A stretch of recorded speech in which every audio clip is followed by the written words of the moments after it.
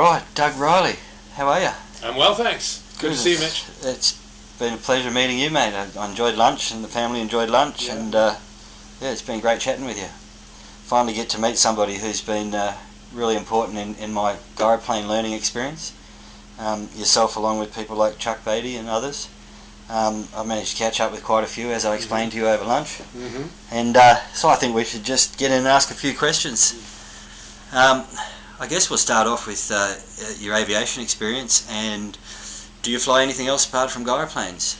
Well, I can tell you how I got started. I do fly other things. I fly little fixed-wing ultralights. I have a Colt Firestar, and I fly that and enjoy it as well. How I got into it, my father was an aviation buff in the 30s. His family was very poor, but he was really interested in flying.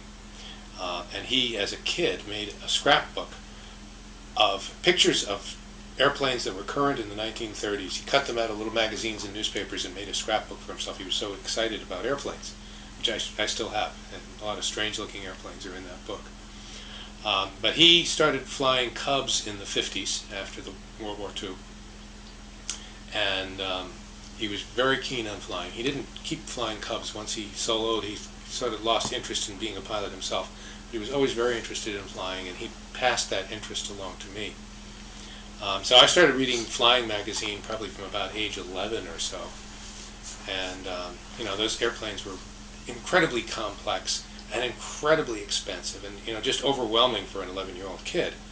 But in the back of the Flying Magazine, there were little tiny advertisements for the Benson gyrocopter.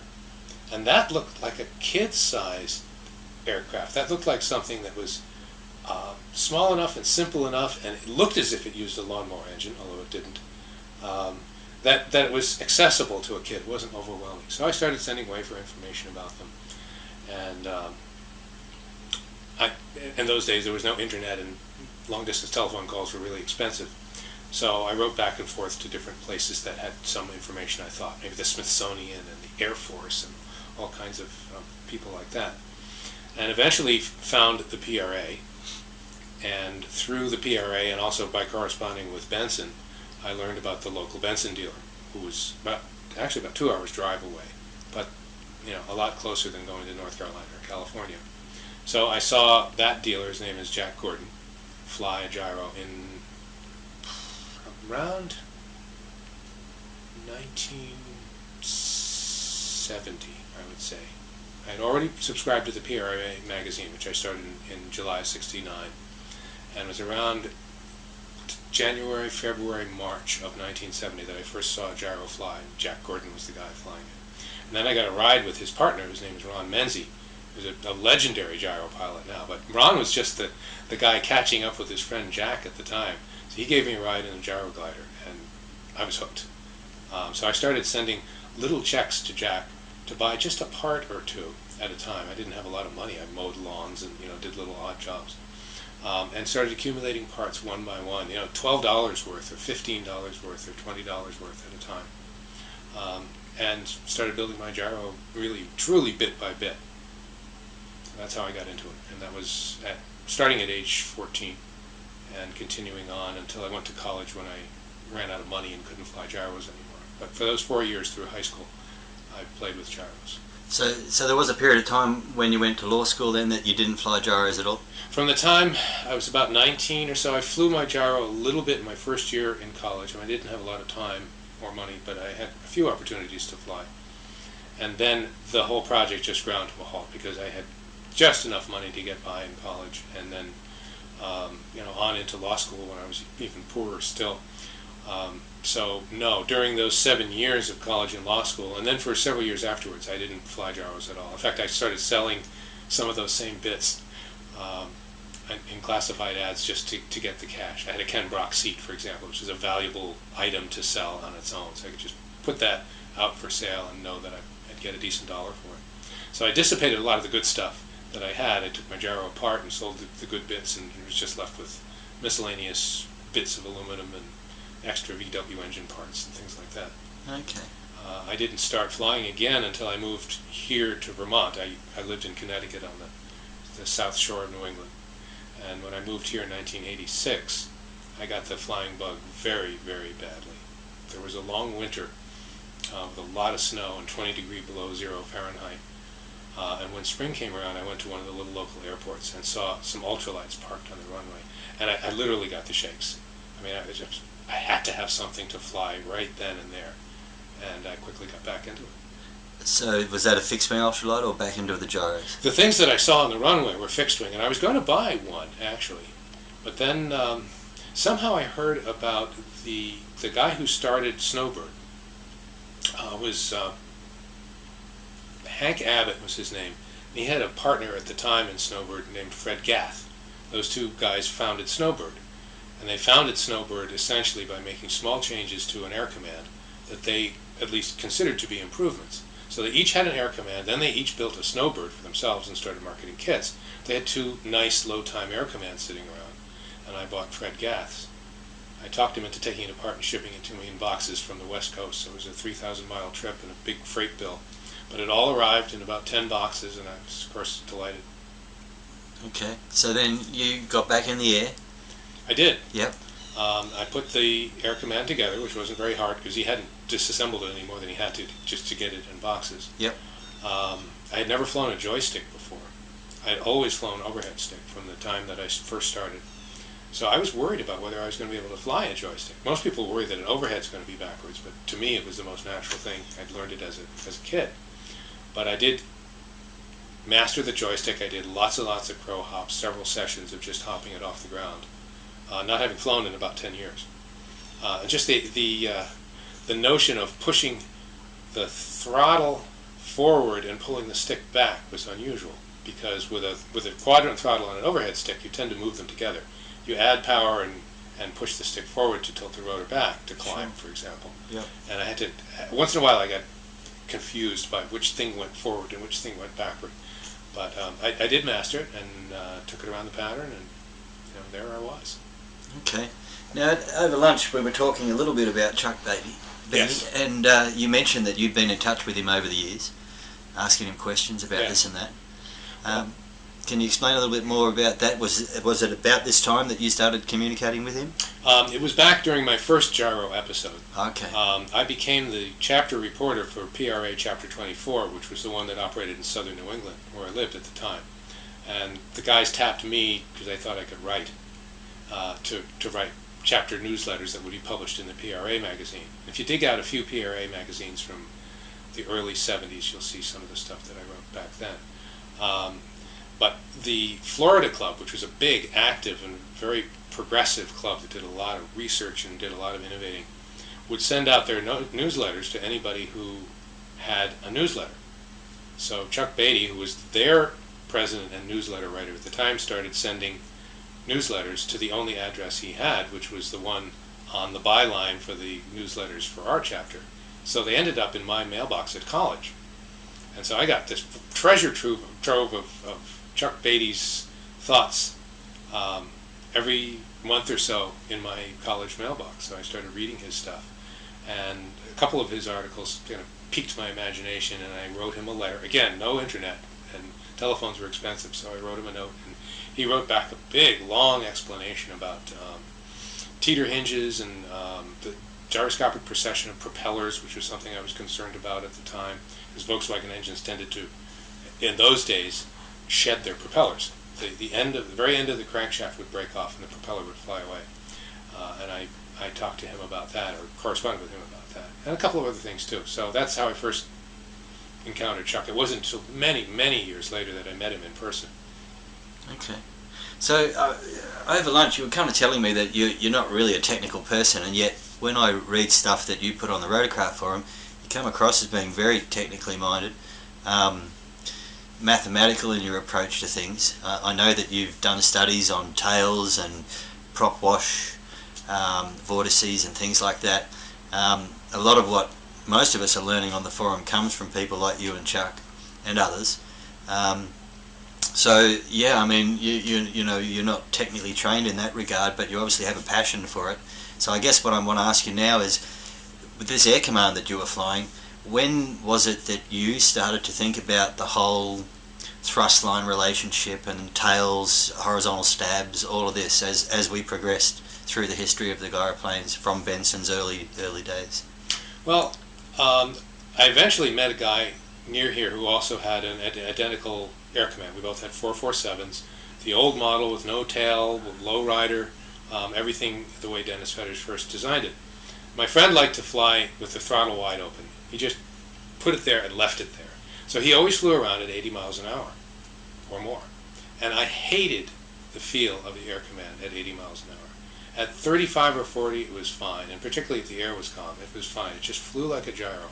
As you went faster and faster, the nose sank lower and lower in order to maintain its pitch. You had to let the nose drop, and the whole thing started feeling very twitchy. It felt as if you were riding in a wheelbarrow as a child and someone was about to dump the wheelbarrow out. It felt like if you weren't monitoring things very carefully, it might just flip. And flying with my friend Bill, it apparently didn't bother him, but it constantly bothered me. Anything over about 65 I felt very, very uncomfortable. And also in any kind of vertical turbulence, with thermals or mechanical turbulence, it was nasty. It would go the wrong way. If it hit an updraft, it would nose up. Instead of nosing into the updraft, it nosed away from it. If you hit a downdraft, it felt like the bottom had just fallen out, and you thought, oh good, I'm going to die right now. And of course you didn't. But it made me wonder. Initially I thought that's just the way gyros fly, and get used to it, man up, and just go fly the thing and stop worrying. But then the word started trickling out. Chuck Beatty published an article in the PRA magazine around 1990, maybe a little earlier, where he proposed the theory of high thrust line equals pushover. And I hadn't really thought about it. I can't take any credit for thinking any of that up. That's all Chuck's doing. But what it did do was hark back to an article in the mid-70s that Jukka Tervamäki, who started what later became Magni, had written. He was upset about a friend of his who had crashed in a gyro, and he published an analysis of it, saying that the thrust line above the center of gravity pushed the nose over. And he didn't say that's a design defect, he just said you need a horizontal stabilizer. But he did say that, and that was several years before Chuck came out with the concept. But then we learned that Sierva had patented the idea of putting the thrust line through the center of gravity in the 1920s, the late 20s. So it was just a matter of rediscovering knowledge that had been lost. It was nothing that I really figured out. That's, if anybody, it's Chuck or maybe Jukka Tervamäki, you get the credit for that. But it was certainly something that you were thinking about and looking for answers. I thought, gee, can this be made better? Are we riding around in a machine that under certain circumstances is just going to pitch over, tumble out of the sky, and kill you? And that just seemed, unwholesome and not the thing to do for fun. You don't need to put yourself at that much risk in order to have a good time. So certainly I was trying to think through if there was a way to stop it from doing that. And the horizontal stabilizer seemed to be the answer. Benson left the horizontal stabilizer off his B8M. He had a big one on his B7, but when he came out with the B8M, he reduced it to just a residual little thing that was under the propeller. And when those craft started crashing, he made a judgment call not to change the design, but to try to teach people to handle the design as it was. And I think that was, in perfect hindsight, that was a bad judgment call. The machines continued to crash, and then people started copying Benson but raising the thrust line more and just making the problem very much worse. Now, you were saying at that time you were flying the Air Command, so you went ahead and put a horizontal stabilizer on your Air Command? I started working on a high rider version. Right. I still have the tubes sitting around someplace. I was going to raise the front end of it, just the way it was ultimately done when Larry Neal did his conversion. Right. But Greg Greminger and I both independently had been working on that before Air Command came out with the official conversion kit. And that just got very difficult to do. It got to be more of an involved project than I wanted it to. So I went to the next fly-in I went to with the old version of the machine and still hated the way it behaved at high speed and in turbulence. Then I sort of took a detour and started flying the fixed-wing ultralight, which of course was a dreamboat by comparison. I mean, it bounced around a lot in turbulence, but it didn't do funny things with its nose in turbulence. And then later on I did put the horizontal stab on the stock Air Command, which had originally been marketed only for air commands with pods. Mine didn't have a pod, and according to the factory, it wasn't necessary to have a stabilizer if you didn't have a pod. But it made such a world of difference that I was just dumbfounded. In fact, it was only maybe the first or second time that I flew it. I was at a fly-in, and I took off with the throttle wide open, of course, and I got up into the pattern, and I noticed that the machine wouldn't climb anymore. I couldn't figure out why. I increased from a 447 to a 503. Why wasn't this thing climbing? I looked down at the airspeed indicator. It was going 80 miles an hour.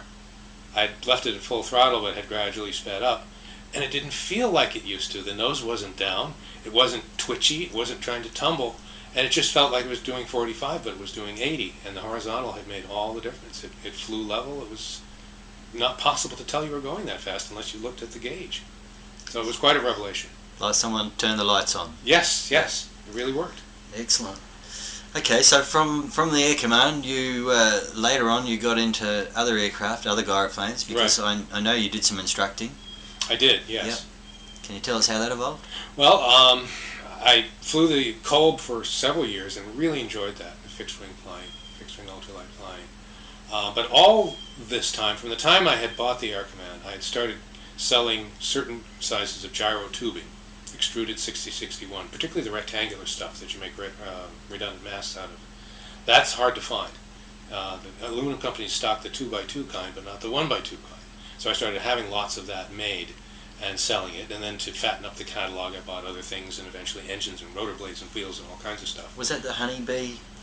Well, I had the company was called Aerotech. That's right, Aerotech. Yeah, I should give you a dozen T-shirts because I have 1,000 of them upstairs. I remember. Yeah. So I had Aerotech to sell that stuff, just to make it convenient for people to build redundant masts, because I felt strongly that was a good idea. Yep.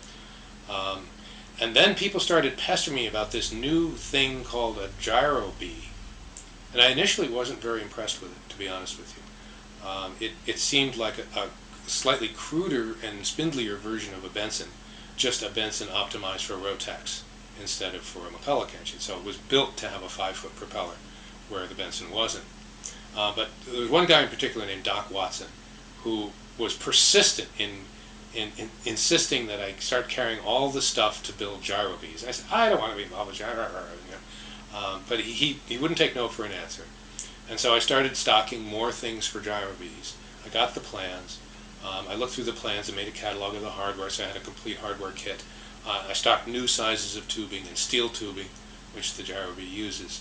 And then I got into making tails for them. Doc Watson had designed a foam and glass tail, like a Rutan type of So that is the Watson tail. That was Doc Watson. Tail. Same guy, Doc Same Watson. guy. And I started making the foam cores for people because the hot wiring was the hardest part. So I got a hot wire rig and started making foam cores, and I just sell the cores and people could finish them themselves. So initially I just sold kits for the gyro bees, and then Doc Watson abandoned his project. He had bought all the stuff from me, built one, and then didn't want the project. He wasn't going to finish it. So I bought it back from him, just the rolling frame, and got blades for it and an engine. He had made the tail. Of course, he was the inventor of the tail. And I found out it was actually a pretty nice machine. It was kind of fun to fly. And it flew better on the 447 than my old Air Command had. It had a bigger rotor. It was lighter. So it performed better. The 447 had been very marginal on the Air Command, but it was just fine on the gyro bee. And just to save time, I made an overhead stick like I remembered from my ill-spent youth. And that was an interesting experiment. Because of the very tall mast on the gyro bee, the overhead stick was very, very long. And as a result, it was very insensitive. I think its control ratio was something like 2 inches per degree of head movement.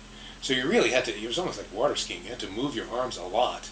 And to get the rotor all the way out, you actually had to lean forward. It was, the control arc was so long, you couldn't push it all the way forward without leaning forward. It was just an interesting lesson. And then the next thing that occurred to me was that people were rolling up their machines and doing bad things with their machines because they couldn't get instruction in specifically ultralight, simple aircraft that had center line thrust, which the gyro bee was close to having. It wasn't quite, but it was close. And I started sampling various twin two-seat gyros to see which one might be a trainer.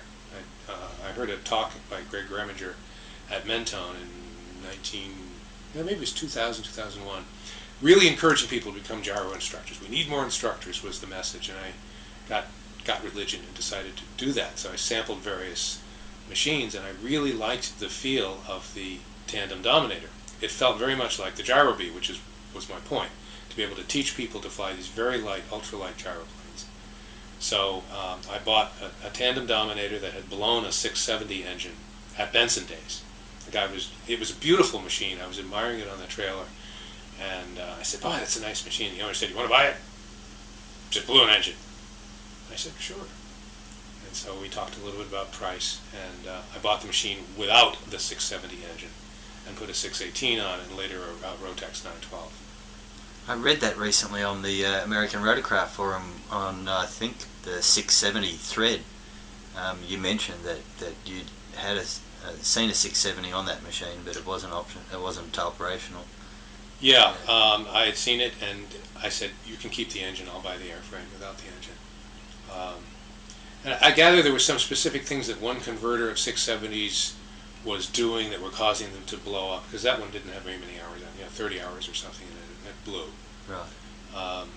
So I don't know much about 670s, except that one didn't survive long.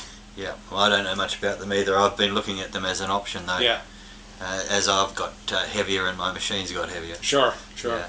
Well, I found the 618 was not enough for taking any but light passengers. The first person I took up was my girlfriend. She was about 90 pounds soaking wet. Yeah. And that was fine. And the only person who preceded her was someone named Sandy. Sandy was a bag of cement that I flew around just to see how the machine would fly with a little bit of weight, so I called her Sandy, because she was a bag of sand, basically. But when I started taking heavier people, it got really quite marginal, particularly at these little country grass strips that we have around here. So it just wasn't going to work for a trainer unless everybody happened to be light, which was not going to be the case. So on this new Dominator of yours, what was the engine package then? Well, initially I put a 618 on it that I bought from a guy named Al Hammer, who was a friend of mine from Connecticut, a gyro guy. And as I said, that was not sufficient. I started looking at the money that I was sinking into this and thinking, oh my God, I'll never ever make enough money to make this worthwhile with the cost of a 912. And I had to have a 912S, in fact, at least 100 horsepower. I was a Rotax dealer by then because of the Aerotech business, so I got a little bit of a discount on a 912 and got it for about $11,000, which was, seems ridiculously cheap now, but that was the price. And even that seemed like a lot of money to spend on a little open frame, basically flying go-kart. But it was what was needed, and if I was going to teach safely, that was what I had to have. So I just swallowed hard and bought it, put it on. It was a very long conversion process because I designed my own mount. I had to change the landing gear a little bit, and one change led to another. So it took about 6 months and about 300 hours of labor to do the change. I had not expected anything like that. Oh, so you prototyped that? That wasn't something that Ernie had already arrived at? No, I didn't like his design for the Rotax 912 mount. It was basically a modified two-stroke mount, and I really didn't care for it. So I did a bed mount with big fat rubber cushions. It's quite different. And yeah, I did prototype it, and I got the hydraulic pre-rotator going, and a warp drive prop, and added a few other things along the way. I put strobes on it while I was at it, and got radio going, and a bunch of other stuff. So it was quite a project, and it flew. I started working on it in March, and it flew at the end of October. So I took my whole flying season, and I was tearing my hair out thinking about the fact that I was missing the flying season, there in the garage, tinkering with this contraption instead of being able to fly. But it was well worth it. It was a wonderful machine. So you're still practicing law all through this Aerotech process and through the instructing? I was, and I'm surprised my partners didn't throw me out because I used the law. I didn't actually use our law office phone number, but I used my home phone number forwarded to our law office number, and the receptionist at the law office knew that if someone started babbling about aircraft or Aerotech, she was just to send them to me, and I'd take care of it. So yes, I was practicing law full time. Okay. And playing a bluegrass band. And playing. That's the other thing I found out about you today. You play guitar. Yeah, not and string especially instruments. Well. But yeah, I was busy. Yeah. So playing in a bluegrass band Around here. Around here? Yes. In clubs? And Yeah, exactly, yeah. Awesome. Yeah. Excellent.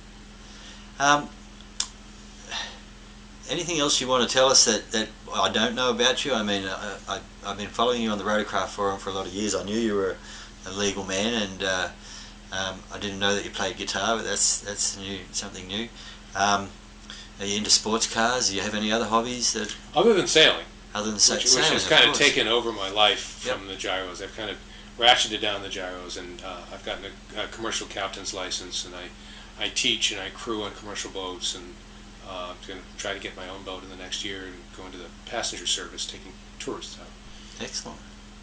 I find it to be very similar to gyro flying. I mean, whether it's an aircraft or a boat, you're making the wind help you accomplish something. So there's a lot of commonality. Yep. So you'd be pretty pleased then in the way that the design of most of the home-built gyros are going these days, as far as the whole CLT thing and horizontal stabs, moving in the right direction in your opinion? I think they are, although the trend in Europe seems to be to stick to the low rider model. I think because of looks, and that to me is not a sufficient reason to design something a certain way. Not when it's an aircraft. If it's a piece of furniture, then you may well decide to design it just for looks, even if it's uncomfortable. But for an aircraft, I think safety and performance and stability are much, much more important. And if it looks a little funny, as some people think a Dominator does, well, that's life. It's important to have the thing be stable, and I fear that the Europeans are sticking with the low-rider model because it looks sporty, it looks like a car, and that's not a sufficient reason. I think they should raise their fuselages. I think they should be careful about the tendency for an aircraft with a low, closed-in pod to develop what you might call proverse yaw-roll coupling or slip-roll coupling. If there's a lot of drag below the center of gravity when the aircraft starts to drift for any reason, the drag tends to accelerate the drift because it makes the aircraft bank toward the direction it's already drifting. And that was the problem with the Air and Space 18A, and it has, I think, become a problem with various gyros with full pods on them. So I'm a little worried about that trend. I think that's not moving forward. We have seen some high hours CFIs instructors overseas in those, what we call the bathtub tandem machines, end up in bad situations with that exact. Well, it's not. It's wrong to blame the Europeans or what you might call the Magni and Magni descendant aircraft, because there was one years ago that the builder of McCutcheon blades marketed initially. The Wind Rider? Yeah, the Wind Rider. Wind Rider had that same problem. It had proverse slip roll coupling, and there's a famous gyro pilot named Harry Corden who went in because of that. He was evading some other aircraft and got into one of these slips that tends to get steeper and steeper and steeper, and just kind of slid into the ground basically. So it's a function, and of course the Air and Space had it. So it's a function of having a lot of fuselage area low on the craft. What you want to do is have the crew sitting somewhat supine, semi-supine, with their legs up, not sitting bolt upright, and then bring the floor of the pod up as high as you can so you don't create area down low. You'd have to worry about floats for the same reason. Floats would tend to do the same thing to you. So it's really a case of, or similar to what you described earlier, about relearning what Cierva had originally designed. Yeah. Well, it's interesting. If you look at there's one model of the old Cierva craft from the 20s that had a fin above the rotor. It was somehow I guess the spindle was hollow, and there was a fixed strut that went through the middle of the spindle, but I'm not sure. Anyway, there was a fin, like a tail fin, but in the center of the aircraft, that would tend to correct slip roll coupling. And there are other aircraft where they've built quite large dorsal fins, area above the CG to counter the effects of the area below the CG. Yeah. All right. Major piece of advice you would give to somebody new coming into the gyroplane industry, young, enthusiastic, wanting to fly a gyro, jump straight in. What are your cautionary advice going to be? I meet a lot of guys like that when I go to the small fly-ins here and bring my machine. I usually don't bring my machine to big ones, but the little ones, yes. And the guy has come up, he's seen one gyro mine, and he can't wait to get in one and go flying and buy one. And I say, go to one of the major fly-ins, and in fact go to several of them, make a summer of it and go to the different ones, and talk to people and get rides in different aircraft. Sit in on the hangar flying and all the arguments and so on. Really absorb the culture, because there's no encyclopedia of gyros where you can just grab a great big book and hide away and read it and know everything about them. The knowledge lives a little piece in each brain of the community, and unless you're immersed in the community and you hear what people have to say, you won't know about gyros. It just isn't all written down, and certainly not all in one place. So go out and sample a lot of machines, take your time, get rides, talk to people, ask people about their technical backgrounds too. There are a lot of people in the gyro world who are just self-taught mechanics. They were great at working on mini bikes and boats and cars and so on and so forth. They don't necessarily know anything about aircraft, and it may be seen as a little bit pointed to be asking the guy who's selling the aircraft, so what aircraft background do you have? But it's worth asking that, because the people who have some kind of training generally turn out a better product, and they don't make the same old mistakes that people make by copying other people. Excellent. Doug Riley, thank you very much for your time, sir. It's been fun. Been great. Appreciate it. Thank you. I think all right. Great. Anything I didn't ask you that you wanted to be asked, or? I guess people ask why. People wonder why. Let's ask that question then. Yeah, sure. Because Ron really wanted to answer that question. Yeah. Why do you do this? Yep. You're exposing yourself to more risk than you would if you just sat in a rocking chair and knitted or made quilts or something like that. It's something like outdoor sports are, where you go hunting or hiking. It strips away the clutter of detail that you have in modern life, where you've got computers and phones ringing at you and lights beeping at you. It strips your activity down to the here and now. There are a few things that you absolutely must get right, and the reward is a very pure form of exhilaration. I don't fly to scare myself. I don't fly for thrills. I don't fly on the edge. But the view of the ground from an open machine where you're just sitting in a lawn chair in the sky is magical. I mean, it looks like another world. It doesn't quite look real, but the real people are actually moving around down there, and the cows are, and the cars are, and it's just a magical, almost out-of-body experience. It's like dream flying, and there's not much that can substitute for that. And the majority of your flying, would you say, is sedate at altitude, or did you enjoy low-level stuff, flogging around the paddocks, tight turns around trees? Did you enjoy the whole range? I did. My friend Bill, who I flew with for years with gyros, was more of a down-on-the-deck guy. So when I flew with him, if I was going to follow him, I had to go down on the deck. And he was the guy who would go down into the middle of the pastures and pop up over the tree line, or fly along the Lake Champlain here, following one of the auto causeways, flying lower than the cars, so close to the water that you're looking up at the cars, things like that. And that is way fun. Yeah. It involves an extra level of risk, because there are power lines down there, and many gyros have bitten the dust hitting power lines. But if you know your area, it's your neighborhood, and you really know it, it can be a lot of fun. You just have to be really careful, watch for power lines, and watch your airspeed. Excellent.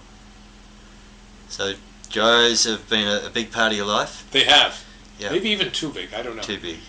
Because that was just, gyros were my obsession in high school. I mean, I just ate, drank, and thought and dreamed gyros. The same thing has happened for me. Yeah. One of the things I have to note is, in listening to you talk about your past and your involvement, is that when you got involved with the whole aerotech thing, you actually get more involved with gyroplanes than what you think initially. You don't just fly a gyroplane, you actually become your own mechanic.